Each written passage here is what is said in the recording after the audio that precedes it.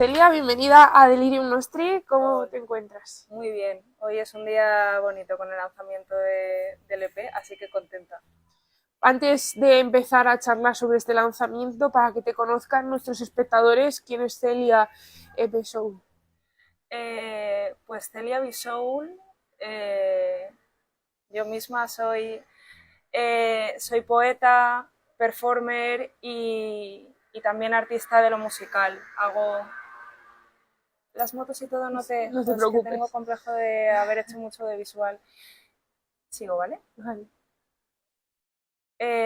Celia Bisoul, o yo como Celia soy poeta, performer también y soy artista de la música. He estado normalmente desarrollando un proyecto de rap y ahora también pues hago música más relacionada con la electrónica. Y aparte, más allá de lo musical, pues me dedico a los audiovisuales, he trabajado de guionista en televisión, llevando la prensa en festivales de cine y bueno, pues me dedico un poquito a la parte también del cine. ¿Quién me dirías que son tus referentes artísticos que te hacen ser quien eres dentro del mundo del arte? Creo que tengo referentes muy diversos porque van desde lo esperable con la música que estaba haciendo, que serían artistas de rap, como por ejemplo, pues Gata Katana, que se menciona mucho, pero me parece un referente precioso de cómo combinar poesía, discurso. También otros referentes a lo largo del tiempo que haya podido tener pues la música de mi compañera de Escarnia, por ejemplo, que es una compañera cercana de la que he aprendido muchísimo. Empecé escuchando música de rap muy diversa, me gusta mucho también Stromae, que combina rap con la electrónica y otros tipos de música, y también creo que más allá del rap, referentes que no tienen mucho que ver con lo que hago, pero sí con lo que escucho y un poco con esa conciencia de la vulnerabilidad y la fragilidad a la hora de compartir la música serían Silvia Pérez Cruz, Natalia Lafourcade. Sí, son algunas voces que me resuenan. A nivel de inspiración, ¿cómo se retroalimentan todas las perspectivas del arte que cubres entre sí? Creo que son diferentes maneras de tender hacia lo mismo, que es una necesidad expresiva y una búsqueda también de convertir la realidad en algo diferente. Entonces, pienso que la poesía incorpora la posibilidad de hablar desde el silencio y desde ese silencio una escucha lo que tiene dentro, que las letras a capela permiten incorporar otra serie de juegos con la rítmica y que el rap ya creado sobre una instrumental, escuchando la instrumental, te lleva a la posibilidad de ver qué te provoca una música determinada. Creo que son caminos diferentes. Por la parte de la danza, pues también aporta otra serie de cosas a nivel de expresión corporal. Creo que son diferentes cauces al final para una misma necesidad. Hoy vienes a presentarnos tu EP que se titula Pobre Dios, que gira en torno a la violencia. ¿Por qué decides enfocarte en esta perspectiva? Decidí, o bueno, más que decidí, me di cuenta de que estaba escribiendo acerca de algo que no era simplemente una canción, sino que necesitaba ser algo diferente, algo de mayor recorrido, eh, en un proceso en el que empecé a escribir pues una serie de letras más vinculadas con la violencia, porque yo había vivido un caso de violencia de género y me pareció, no digo poco interesante, pero sí que no tenía ganas de abordar de manera explícita lo que me había pasado ni creía que sumara en relación a otras cosas que ya haya podido contar. Y en paralelo estaba en una pieza escénica, en una residencia artística para una pieza escénica, donde se hablaba del discurso de la violencia, pero desde figuras históricas como Helena de Troya. Eh, y me pareció que era interesante ver de qué manera dialoga un caso de violencia propio con la violencia que han sufrido mujeres a lo largo de la historia y con algunas formas de violencia que no son tan explícitas pero que no dejan de serlo también. ¿Cuál me dirías que ha sido el reto más complicado en la creación de este trabajo? El reto más complejo ha sido salirme quizá de estructuras que había hecho hasta ahora o de flows que sí que eran más familiares, que me salían orgánicamente, y tratar de jugar un poco, ir un poco más allá y generar melodías nuevas, tener otras maneras de utilizar la voz. O sea, creo que esa experimentación y esa búsqueda ha sido el mayor reto al final. A nivel de lo que he contado, creo que también ha sido interesante aprender a decir más con menos. Entonces, al final todo han sido retos, pero han sido retos positivos y disfrutados, porque sí que me ha permitido sentir que estaba haciendo algo diferente de lo que ya había contado. Mencionabas que has tenido referentes como por ejemplo Elena de Troya, también La Llorona. A nivel formativo, ¿cómo ha sido esa búsqueda de esos referentes?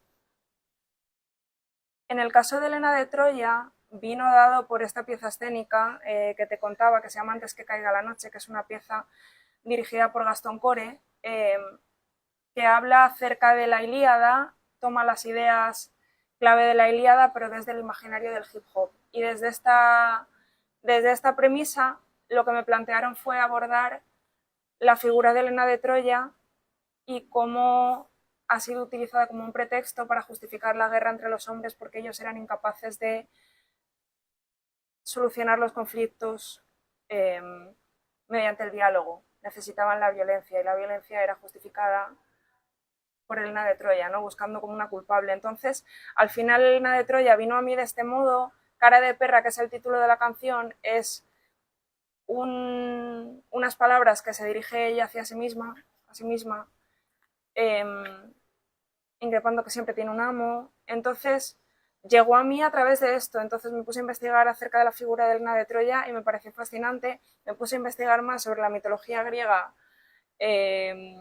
como la Medea, por ejemplo, y me pareció increíble. Entonces, a partir de ahí sí que pues encontré figuras históricas de mujeres que me parecían súper potentes.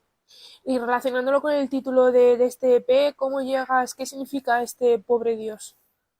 Pobre Dios representa un poco la idea de ese hombre que tiene un concepto, bueno, no me gusta decir ese hombre, de ese ser, de esa energía masculina que tiene una concepción de sí misma desmedida, que se coloca en un pedestal, pero a la vez convive consigo mismo sufriendo muchísimo porque no se soporta. Entonces, es esa idea del juguete roto que está intentando todo el rato ser el centro de todo, que está intentando ejercer violencia sobre todo lo que está alrededor porque no sabe lidiar consigo mismo.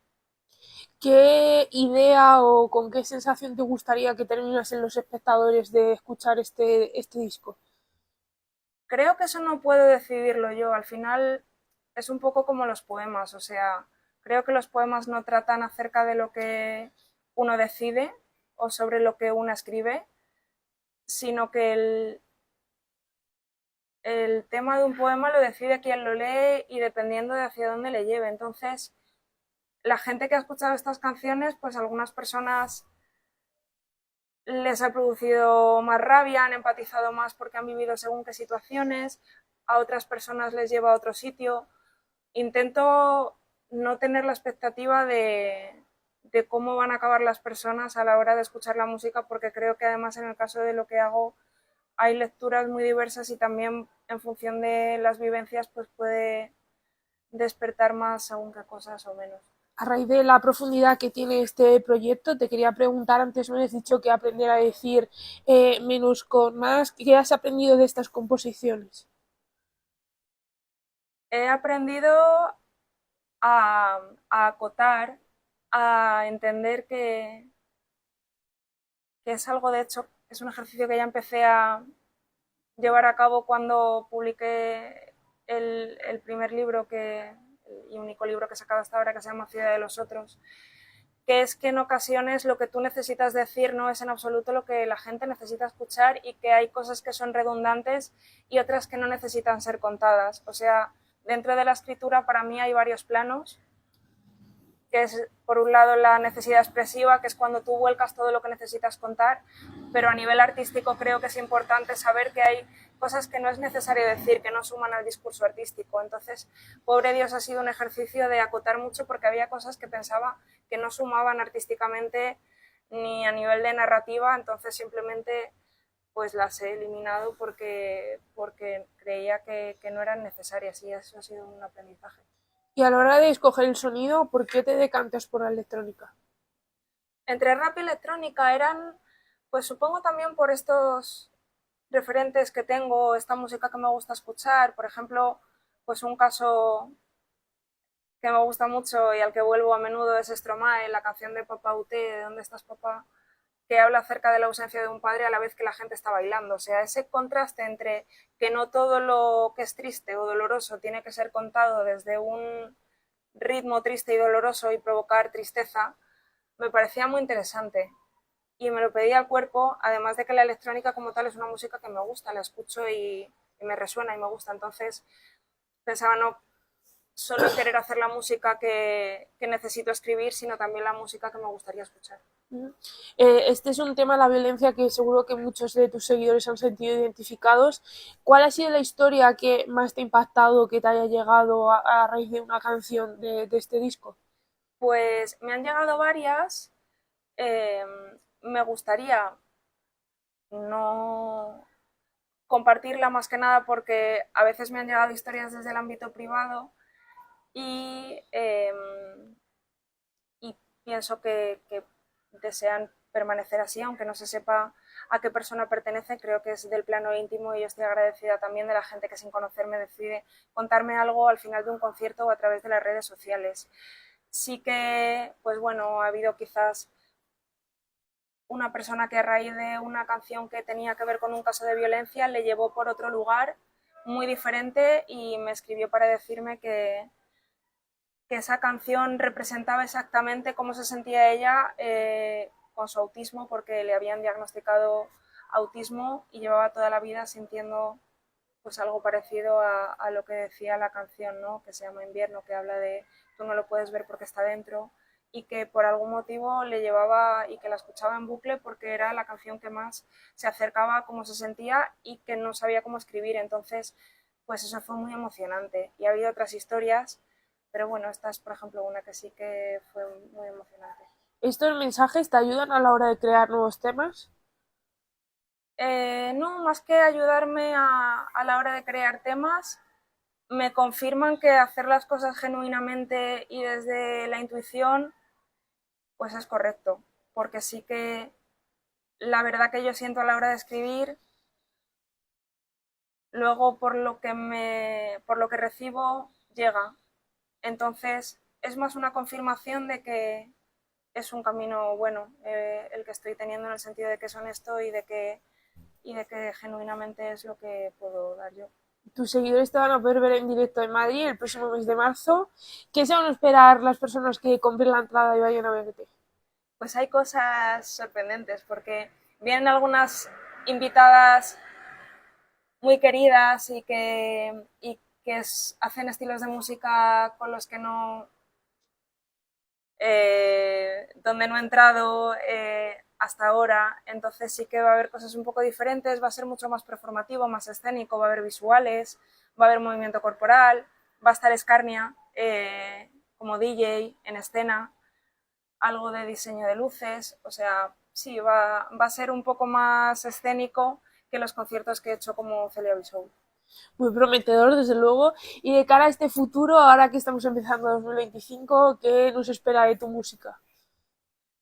Pues la senda de la electrónica yo la he abrazado ya. He empezado a decir que hago tecno lánguido. Me gusta decir ese término ahora, me hace gracia, ¿no? Porque estoy pues generando un proyecto nuevo y también estoy haciendo música con un compañero que admiro muchísimo, con el que he trabajado anteriormente más por la parte de los visuales, que es el Hombre Viento, y que es impresionante. Entonces sí que creo que el camino va más hacia la electrónica y hacia lo melódico.